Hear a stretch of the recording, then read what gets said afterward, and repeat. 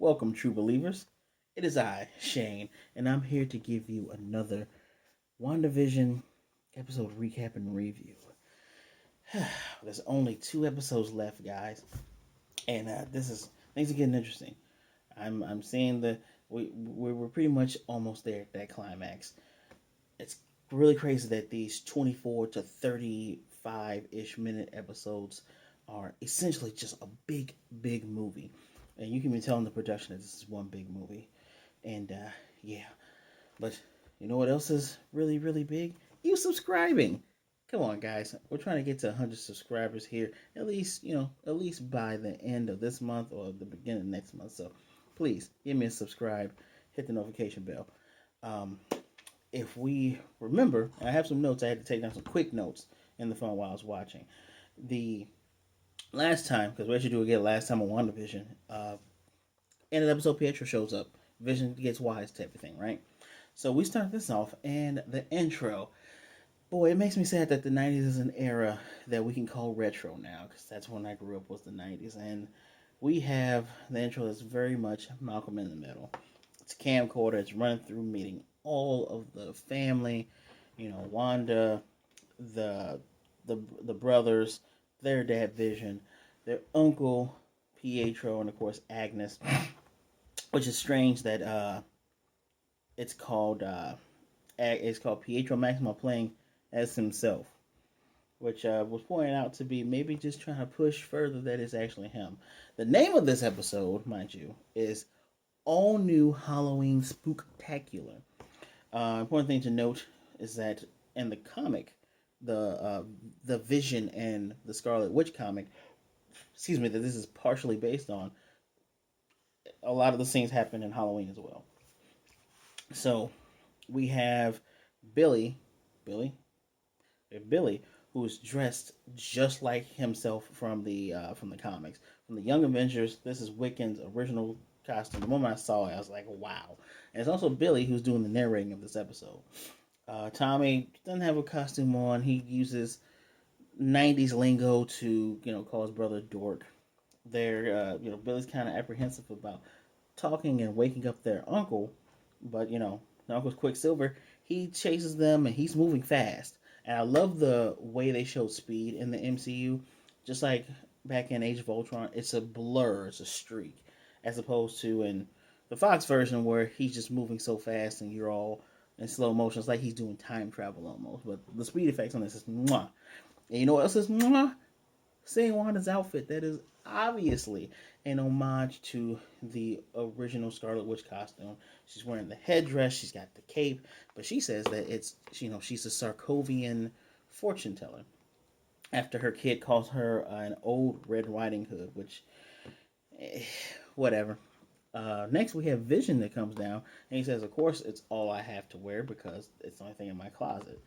And funny enough, his outfit is the original green and yellow with, the red but burgundy-ish face for the MCU outfit of Vision. This is how Vision looked in the original 60s, 70s, 80s. Now, Vision's looked like this forever. Actually, they didn't even change the look going into the turn of the century, which I appreciate. If it ain't broke, don't fix it. And for all the neck beards of people that complain, I want the original costume. Well, here you go. You get to see it in a Halloween themed episode. As they're talking, Vision says, "Well, I'm going to do the neighborhood patrol. Keep everybody safe." And Wanda says, "Well, that's not what you're supposed to be doing." But Pietro kind of convinces her to let him go with her to watch the children as they trick or treat. And Vision does his thing. Well, Pietro doesn't have a costume. He grabs Tommy, speeds out, speeds back in. They are both dressed like Quicksilver's original costume from 60s all the way up until the 90s, until he had a change for costume in the mid to like 2007 on up. He had a bit of a change, but yeah, lightning bolt and everything. He even had the weird Pietro hair that he had in the original comic books. um and what else can you ask for? And me, we do have Billy talking to the camera saying, ever since Pietro showed up, the parents kind of been arguing, but we all know why they've been arguing. Meanwhile, I'm back in the real world. Monica is reading Hayward saying, you cut us off at the knees by bringing a missile in there. He said, well, I'm just trying to get rid of the threat, blah, blah, blah, blah. And she's saying, we don't know what's going to happen if we kill her, if this thing is going to go crazy or if it's even going to go away. She's very much advocating that we need to work with her. She's felt what she felt going in there, and she's speaking on her behalf. And this feels very X-Men-y. Like Hayward seems just like one of the I forget the name of the group. There was a group in X-Men that basically killed a good portion of the 199 that was left, and they're this brotherhood that try to use the church to as a reason to kill all the mutants. He seems very anti-powers, very anti-everything. He's using the last 5 years that people had been gone as an excuse, saying, you weren't there, we couldn't hope and wish for someone. And he says, I know your backstory with Captain Marvel, and she says, wow, so you're going to use the last 5 years to be a coward. And he's reading Jimmy, he's reading Hayward's trying to read Jimmy, trying to read Darcy, and Darcy's like, I don't work for you, and Jimmy's saying, this isn't really time for you to berate your employees, the people who are working with you. And Hayward has, like Monica says, he's been looking for a reason to kick them off the squad. He says, you know what, Rambo, you're too close to this, you need to get on out. Well, one of the most amazing things we get after he has the guards show them out, we get Jimmy and Monica kicking butt. Like, they knock these guys out. Jimmy Woo all the way. Love Jimmy. They take some of their clothes and they dress up. Darcy has a very funny moment saying, I didn't know this was the plan. They lock these guys up and they're going to sneak back in so they can get on the computer and uncover what's going on, at least get this data. Excuse me. The thing I meant to note was before we go back into the TV world, that Pietro does mention something about the Sokovian Halloween that Wanda and Pietro had, which I couldn't tell if he was supposed to be dressed up like Nick Fury. I have no idea what Wanda was. She just had antennas, but some lady gave him a fish. The cutaways and everything is very Malcolm in the Middle, very, very 90s. And she says, I don't remember it happening that way. Monica is very much suspicious of Pietro. So meanwhile, while the trick-or-treating, Wanda is trying to test Pietro, saying, hey, do you remember when we were in orphanage? Do you remember the kid who kept trying to steal your boots after mom and dad died? So letting the kids do their trick-or-treating thing. And he's saying, I get it, you're trying to test me. You don't believe who I am. She says, why do you look He's like, yeah, I know I look different. She said, why do you look different, though? And he says he doesn't know. He knows one day he was getting shot down in the street. The next time he hears her call to him, and he's there. So we get the moment where the kids want Pietro to trick or treat with him. So he grabs him and just speeds all around. And we get this moment where Herb, who's dressed like Frankenstein, he's getting a call on the two-way radio, on the earpiece. They're taking people's candies, they're smashing the pumpkins, they're doing silly string everywhere, which is just ridiculous. And when Wanda says, well, Vision can help you, and Herb says, oh, he's not doing security today. And Wanda goes, oh, and then Herb goes, well, we can change something if you like. And she just says, no, it's cool. They're doing the same creepy moment of knowing that she's in control of this. And, excuse me, now Wanda is getting kind of suspicious. And it's quite interesting that now the Vision has complained about there being no children. There are children everywhere, and Vision is actually on the other side of town where there are people doing the same task. And there's a woman she's putting the ghost up, and her husband's just constantly moving the same pumpkin back and forth. And you see a tear roll down her cheek. And Vision's just moving through these people that are either doing the same task or aren't doing anything. And we cut into a commercial that's a very 90s commercial. And it involves a little boy who's wearing red sitting on the little island. I heard some people say the boy's probably supposed to be Billy. And he's saying, man, I'm hungry. And then a shark comes up and he says, I got the perfect thing for you to eat. It's yo magic. All you gotta do is open up your magic and you'll be able to survive. And this kid couldn't pull the tab, and we actually get a shot of him growing weaker and weaker, and then dying, being a little boy skeleton. So one of the crazy things this could be that they want one of the boys to be like Quicksilver, or they want the other boy to be like Wanda and have Yo Magic, or since this is WandaVision, it could be someone that's eating her magic. They're eating Yo Magic, Wanda. They're using your abilities to get more power. Yeah, yeah. Just seeing that commercial was kind of like, wow, the darkest one yet. So after this commercial, it's nighttime now. They're coming out of a theater, and what was playing in the theater was The Incredibles and The Parent Trap, both Disney movies. Well, funny enough, Parent Trap has twins, and The Incredibles is about a super-powered family. Well, the comics, Wanda comes from a super-powered family. Younger sister Polaris, twin brother Pietro, father Magneto, mom just some European chick. But I digress. Uh, Pietro saying, I don't know why you're getting upset. I'm here just like you want me to be. And she says, well, where's your accent? He says, well, where's your accent? And he says, the details are funny. And as they're talking, the kids are, saying they want to go somewhere. And Tommy literally he has super speed now. He's moving around. She tells Tommy, you take your brother with you. And remember, yes, Mom, we know, don't go past Ellis Street. That's important. Remember that later. In real life, Monica and the crew, I told you they got back in and they're trying to get access to Haywood's devices. And Hayward had already figured a way to get through the barrier. And at the same time, he's put a tracker, not on Wanda, but it's tracking vibranium decay. It's tracking vision. And the radius around him is making points of every human that's around vision. And Jimmy says he probably already he knows where everybody is. Then he's like, it's kind of weird. Why are all these people just like not moving? And of course, we see Vision on the inside. We see Vision moving through. No one's moving. He tries to speak to someone. They don't speak back. And we get to a point where Vision just says, forget about it. Turns into his MCU looking self. Not the original. Sorry, neckbeards. And he's going to the sky.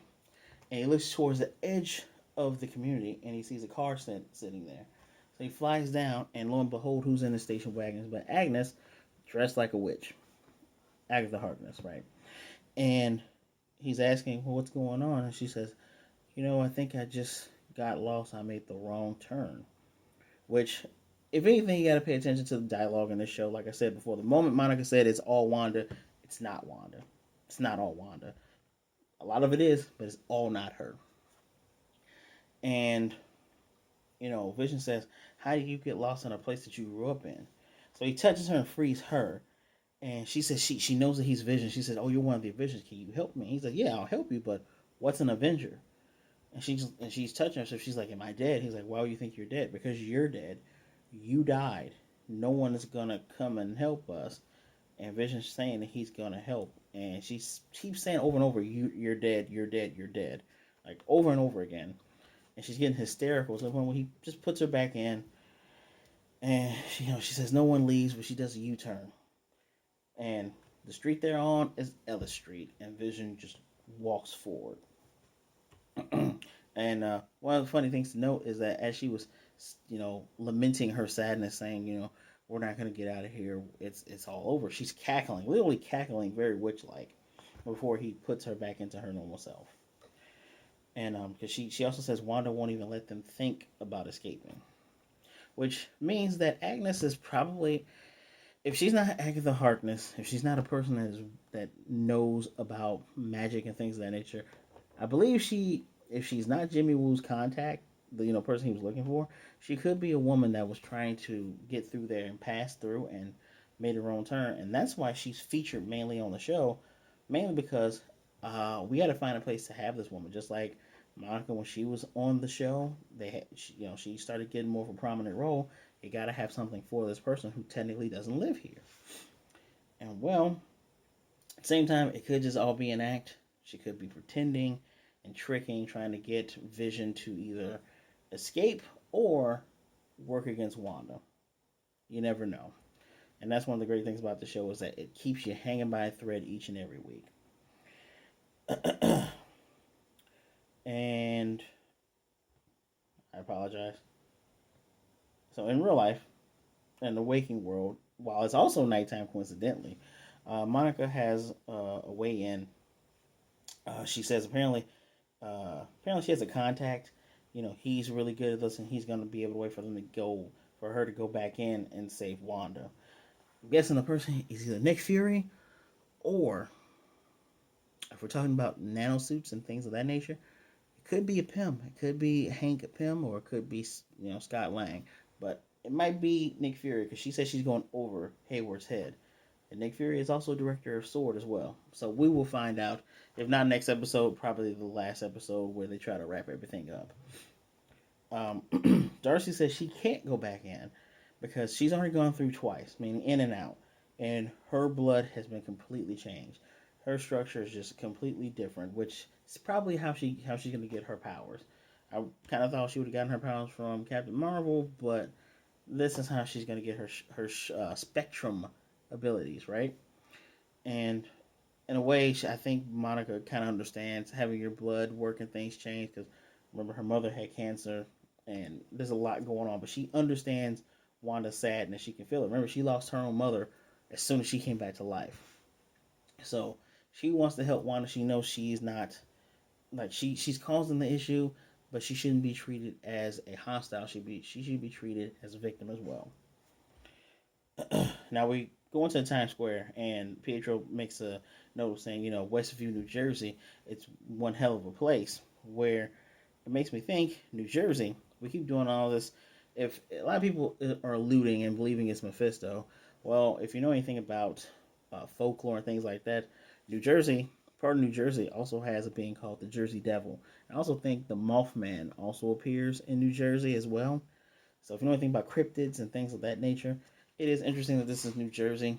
Uh, a long time ago, I didn't look this up before I made the video, but I believe there's also magical ley lines running through New Jersey as well. If you don't know what ley lines are, I would say look them up. Ley lines also do involve like tectonic shifts in the earth, but when you're talking about spiritual ley lines, there are places where like the veil can be pierced and you can feel these things if you are spiritually adept. I'm a man of many hats, people. Anyway, let's get back to the story. um, Pietro says their parents probably will like this place, and he asked, I guess where'd you get all the kids from? And, I'm guessing you had them in their beds. You didn't want to traumatize them or anything, and he just plain asked, how does she do it? He's saying, you can trust me. I'm not these people. I'm not your husband. He doesn't say he's her brother, but he says you can trust me. And she says, I don't remember anything, honestly. I don't really know how I'm doing all this. The fact of the matter is that she remember feeling alone and empty and feeling emptiness and nothingness. Now, some people believe that she might have killed herself. After everything's happened, she might have ended her own life, which would be a way of her connecting with Mephisto. Them saying, how about this? You're not dead just yet. I have a plan for you. Or all of her sadness, depression, and sorrow, that could have been a way for Nightmare to get in there. And at the same time, that's a way to let the Shadow King in. The fact that Monica's cells have been altered, she could actually be creating mutants this very moment. And if Monica Rambeau gets, I don't think she can't be recanted as a mutant, but they could probably try to do that in the comics. But it would be very interesting to see, nonetheless. So Hayward is trying to suddenly tells everyone to move out. Darcy says she doesn't want to leave the spot because Hayward has something big and is protected behind a firewall. So while Monica and Jimmy leave, she's typing on a computer. And Vision reaches the barrier. He's slowly breaking through. But as he's slowly breaking through, parts of him are coming off and flying off. And it's kind of hard to watch because I'm waiting for the moment that, his head sinks in. But his head doesn't sink in. And it's strange enough, he still has a mind stone there. So, his body's coming apart and he's saying, help these people. And he crumples over. I can't tell if I thought he was dead, but I couldn't tell if he's dead. And Darcy, who was supposed to be hidden throughout all this, meanwhile, she did have time to email Jimmy the hidden files that Hayward had called Project Cataract. And she runs out and says, why don't you guys help him? She gets handcuffed to a sword truck. They're about to move in, but then Billy Billy hears his dad crying out in pain. He's developing the same abilities that his mother has, and he actually has his blue magic to stop Tommy from running around, and says, "Dad is in trouble. We need to get Mom." They run to their mother, and they say, Dad needs our help, and you get Pietro saying, "Oh, it's not like your dead husband can die twice. Ha ha ha." She uses her ability to just knock him on his butt. He falls through a fake graveyard, right where he belongs. One thing I did forget to mention, when Wanda was trying to recant what had happened with her, when she looked back at Pietro, she saw bullet holes and he was dead.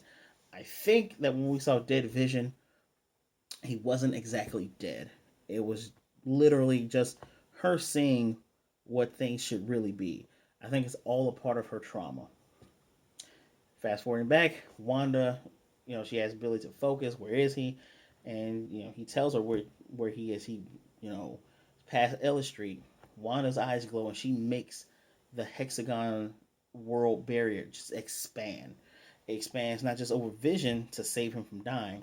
It's expanding all over Sword. Like, the agents are trying to run and get out. Hayward, unfortunately, he gets away in a truck, and he's trying to contact the people in there. But everything in Sword gets changed into a circus. The people that work there become circus performers. The helicopter turns to a hot air balloon. The lights all turn into like carnival fair lights, and Jimmy and Monica, in the rearview mirror, they see that things are changing, and all they can do is just drive faster to not get caught up in it. Unfortunately, like Darcy says, "Oh fudge," they left her there, so she got captured. Uh, and this is how our episode ends. The hex is wider, the hex is bigger. Who knows what's going to happen next episode?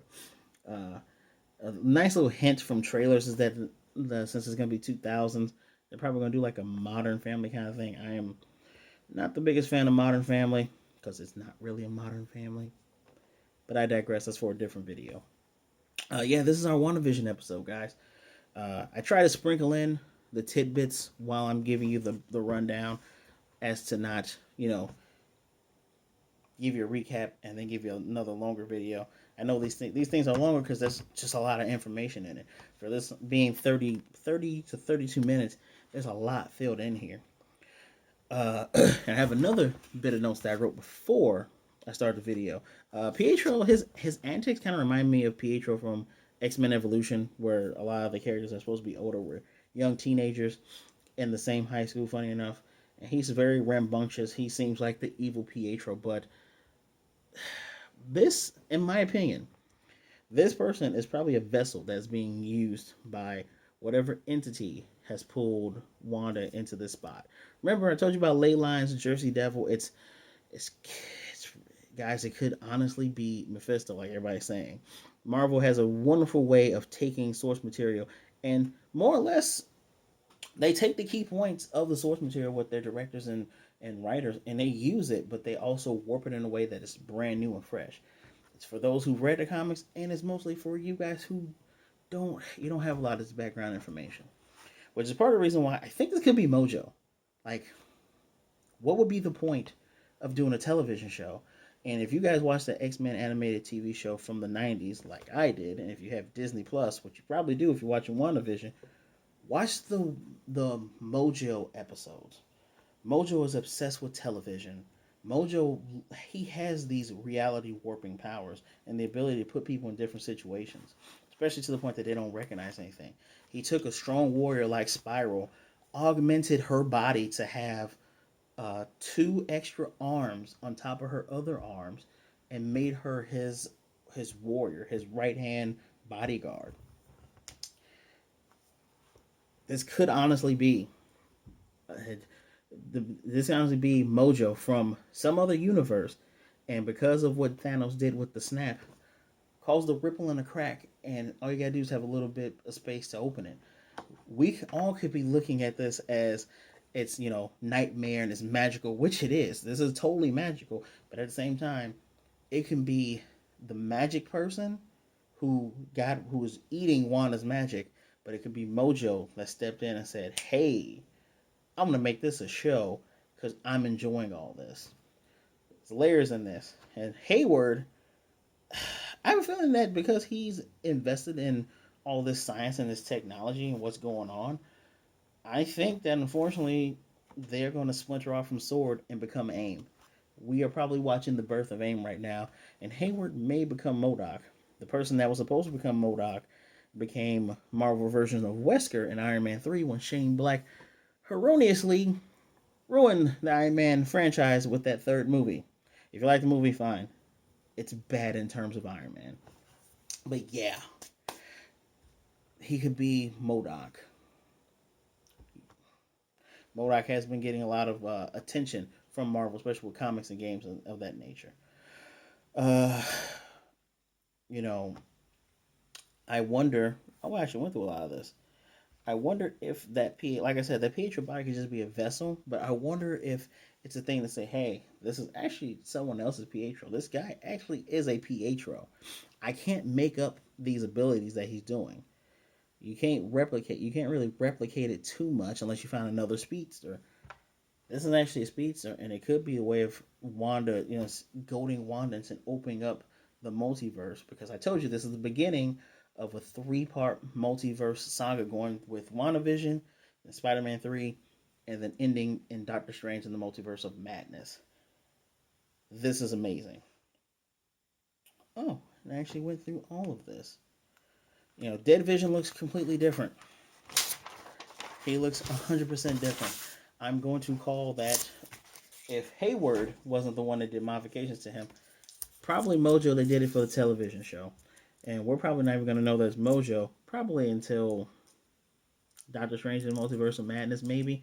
If it's not Mojo, with all the emptiness she felt, it could have been piggybacked off of Mojo, or it could just, it could just be Mephisto. I pulled up Hellstrom behind me because Damian Hellstrom and his sister, Satana Hellstrom, get it? Satan, Satana. Satana's actually one of my favorite characters from Thunderbolts. This show is on Hulu. I'm gonna need to give it a watch because they're supposed to be the children of Satan or the devil, but their lineage has been hinted that Dormammu's their grandfather, hinted that Mephisto's their dad, Lucifer's their dad, Asmodeus is their dad, Satan-ish is what they call him, but Satan is their dad. I'm gonna just cut out all the bullcrap. Mephisto's their dad in the Marvel Universe, and this is a Marvel property on Hulu. Hulu's owned by Marvel, if you didn't know that. Marvel Disney, just to let you know. And I'm telling you guys, this show could have something to do with it. I don't know. Another theory I have, my last theory, is that this whole multiverse thing could be a way of doing Secret Wars. The second Secret Wars, the one that recently ended in 2019 or 18, where you had King Doom and the Ultimates universe had merged with the 616 original universe in the comics. And I know a lot of, again, the neckbeards are going to go, well, in the original 70s and 80s Secret Wars, you had the X-Men and the Fantastic Four and some of these Avengers and Spider-Man, and that is how Spider-Man got his symbiote suit. And Spider-Man there, and they fought all these villains. Hold your horses, guys. Remember, I told you this is 3 parts. I have details about Spider-Man that I won't spoil just in case, you guys care about spoilers. But they're pulling people from different Spider-Man movies. And Doctor Strange, the plans that I'm hearing, that they might have multiple people playing playing the different versions of the characters. Like Tom Cruise could be playing Iron Man. That would be fantastic if they pull this off. So you might still get something that's like the original, but I think they're going to more or less reference that second version where it's not just we're bringing in mutants and it's not just we're exploring the multiverse. There will probably be universes that are either absorbed or collapsed into this main MCU universe. I really hope we do get to see a cartoon universe. Cheesy, I know, but I hope we get to see it. Well, guys, that is my thoughts on all of this. I really hope you enjoyed the episode because I did too. If you think this episode's too short, don't worry. They have lots of detail, which is why my videos are this length. And at the same time, the Falcon and the Winter Soldier, they're only going to have 6 episodes, and they're all going to be 50 minutes long. This is literally going to be 2 MCU movies in one, while this was 1 MCU movie. And you only got to wait a week after WandaVision ends. So 2 weeks after that, it's going to start. Please let me know what you thought down below in the comments. Let me know who you think is behind all this. Let me know how you think this show is going to end. I know how the trilogy is going to go, but I really don't know how they're going to end off this amazing story. Also remember to again, as well as subscribing, hit the notification bell, get notified of more videos like this. I do this every Friday just for you guys. Please remember to share the video so others can hear these great and amazing theories and get recommended shows like that. Please, as always, I thank you for your time. Please be good, be blessed, wash your hands, wear a mask, be good to yourself and others. As always, Black Lives Matter, happy Black History Month, and I will most definitely see you next time. Excelsior.